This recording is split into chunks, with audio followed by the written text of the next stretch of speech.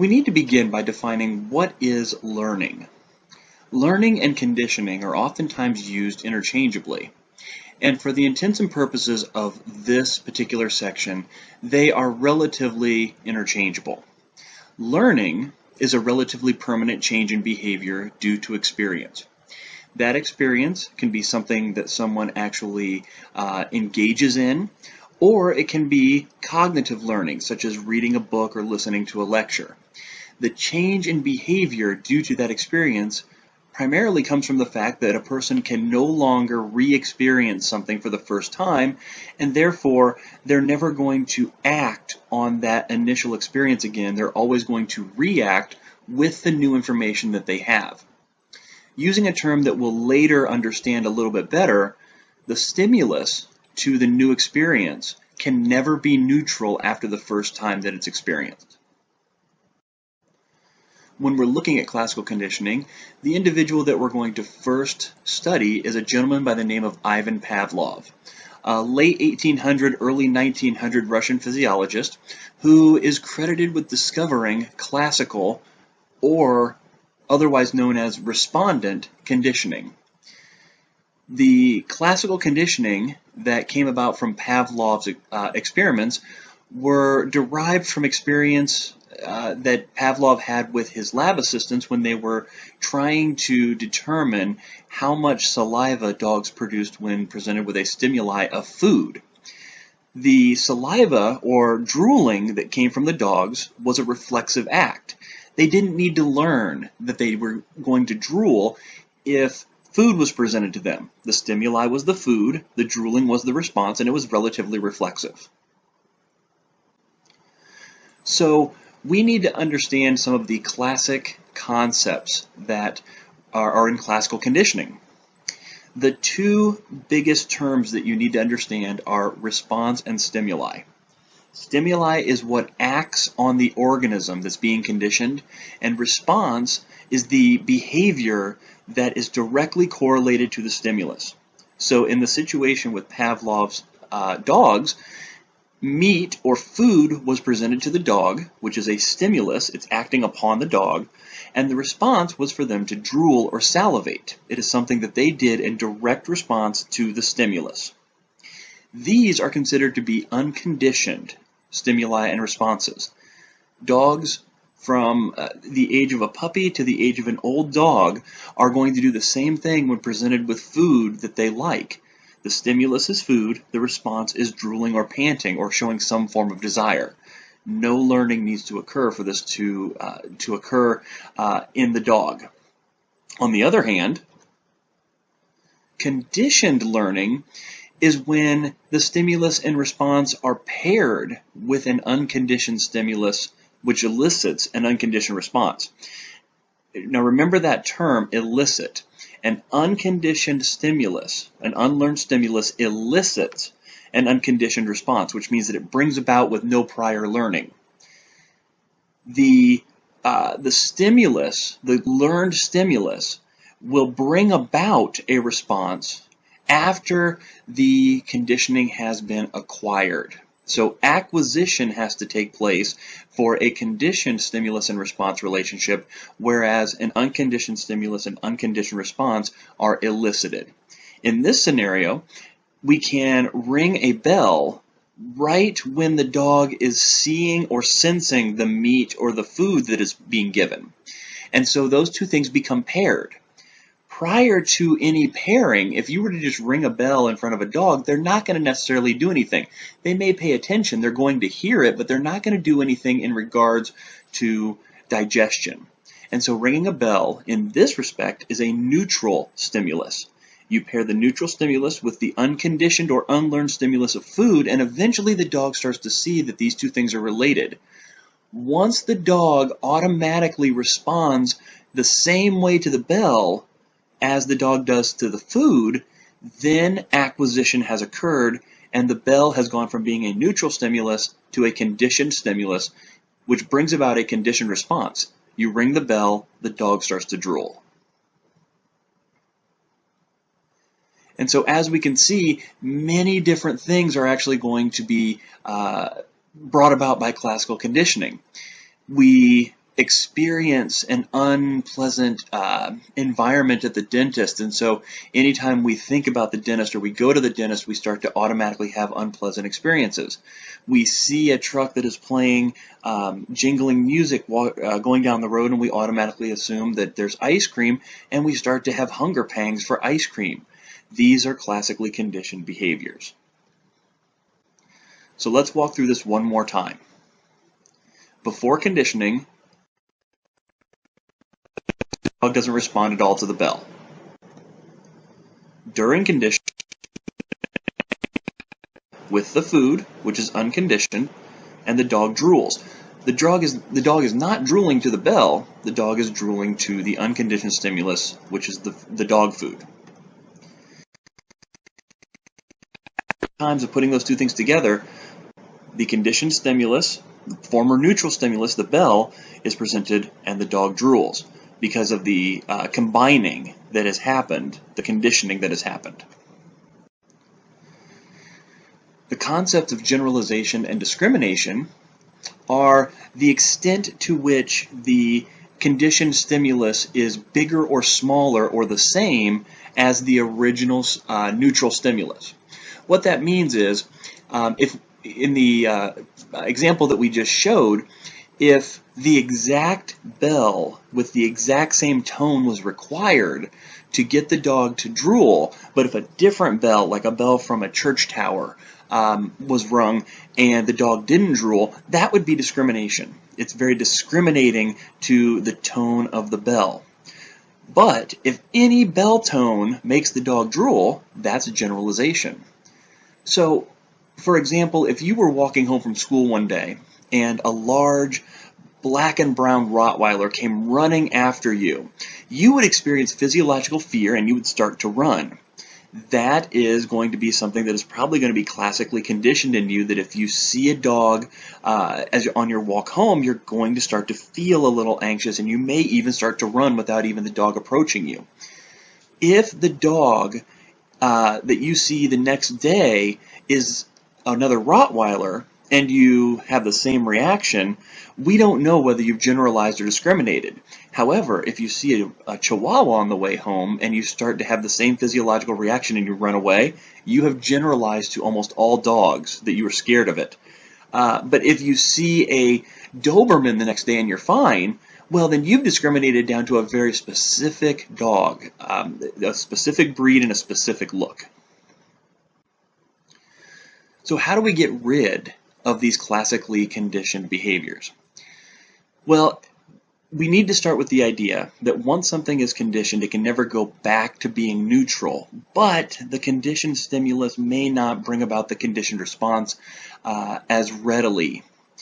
And what happens is, if we were to go back to our initial experiment with the dog and the bell, we ring the bell, we give the dog food, and that classically conditioned behavior and response are pretty strong.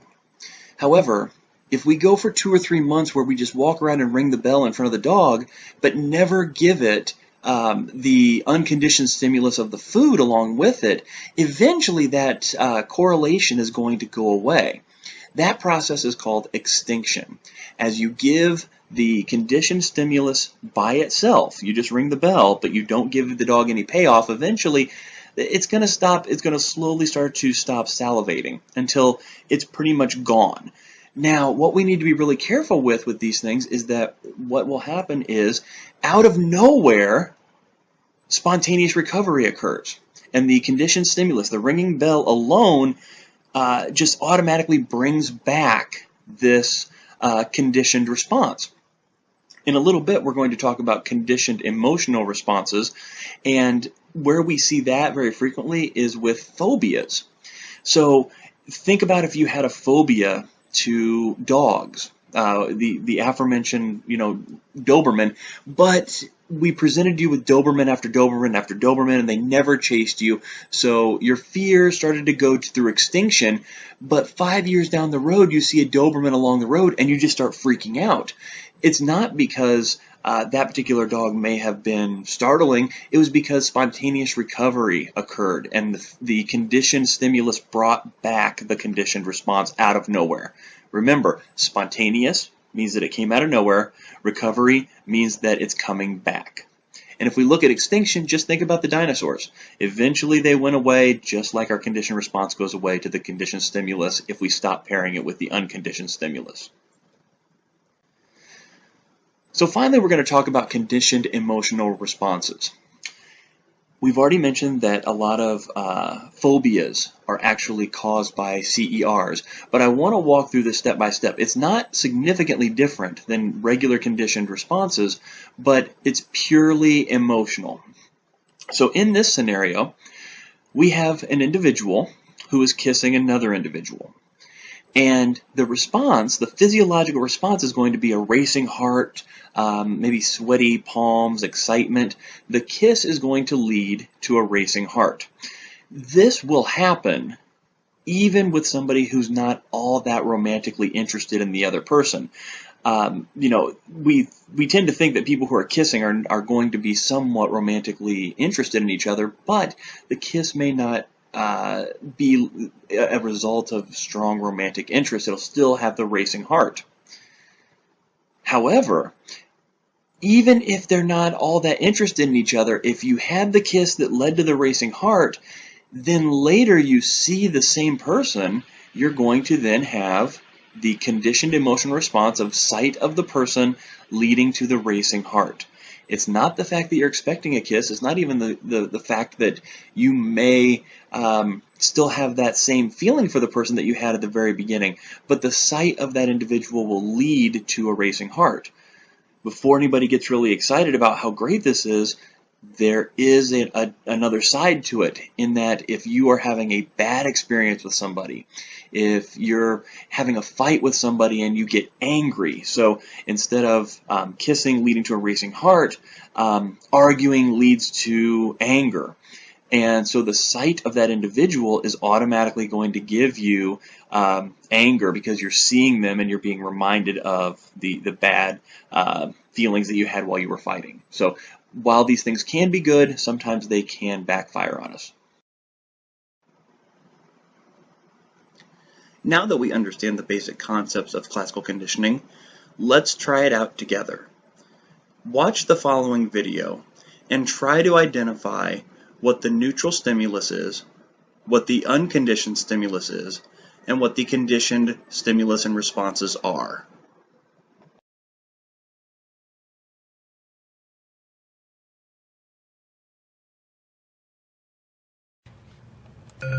Oh, damn. Lost another file. Gonna have to reboot again. Hey, Dwight, do you want an Altoid? What do you think? In school, we learned about this scientist who trained dogs to salivate at the sound of a bell by feeding them whenever a bell rang. So for the past couple weeks, I've been conducting a similar experiment. Dwight, want an Altoid? Okay. Altoid? Sure. And Dwight? Really? Yes.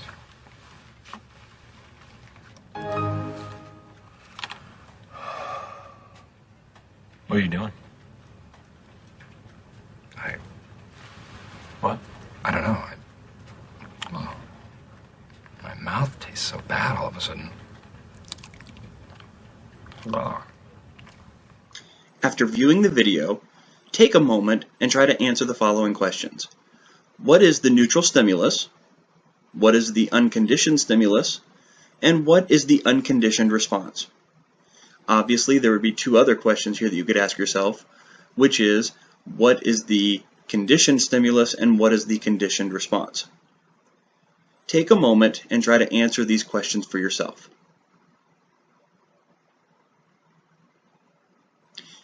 In this situation, the neutral stimulus is the sound that the computer is making. Jim clicks a button and it makes a universal chime that plays through the speaker system. When Dwight hears this initially, he has no particular response to it. While he does perceive it, and he does hear that there's a problem with the computer, it makes no association with mince or his breath or anything of the like. What is the unconditioned stimulus? The unconditioned stimulus here is a couple of different things, and we have to be careful to identify what is the behavior that's being manipulated. Since Jim is trying to get Dwight to expect a mint every time that he rings the bell, the unconditioned stimulus is actually his offer of the mint. You don't need to learn that if someone offers you something that you can accept it. And so the unconditioned or unlearned response is Dwight accepts it. Are there other unconditioned stimuli and unconditioned responses? Yes. If we want to go a step deeper, the fact that Dwight develops for lack of a better term, an understanding or an observance of the fact that his mouth is dry and has a bad taste to it is secondary to the fact that he now realizes that he wants a mint. He's expecting that the mint will take away this bad taste in his mouth, and when he doesn't get that payoff, he immediately starts to notice it. So the neutral stimulus, again, is the chime. The neutral stimulus is always going to transition to be the conditioned stimulus. So the conditioned stimulus is the computer chime. Remember, the unconditioned response is that Dwight is accepting the offer. The unconditioned stimulus is Jim offers him a mint. The unconditioned response is that he, in turn, makes the socially appropriate thing to accept the offer. Once he hears the bell, the conditioned stimulus, he then puts his hand out expecting there to be an offer. However, there is no offer.